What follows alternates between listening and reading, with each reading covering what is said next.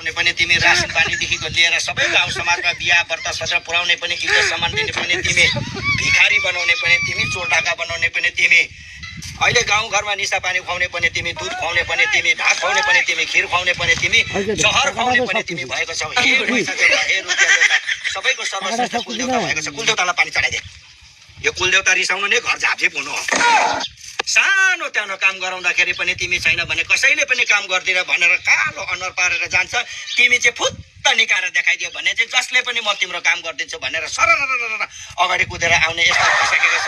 तिमी गोजीमा छ भने सबैको मुहारमा सूर्यको किरण जस्तो उज्यालो भएर हाँसिरहेको देख्न पाउँछ। तिमी छैन भने चाहिँ जहिले न तहिले धुवासो जस्तो ठुस्स परेको त्यो पड्किँदै नपड्किने हिलोमा झरेको पटेका जस्तो भएर ठुस्स परेर कालो भएर बस्छ।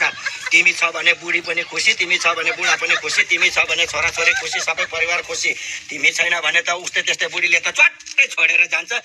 तिमीले गर्दाखेरि कसैले जेठीमाथि कान्छे पनि ल्याउँछ। तिमीले नै सबै खेलकुद गराउने तिमी।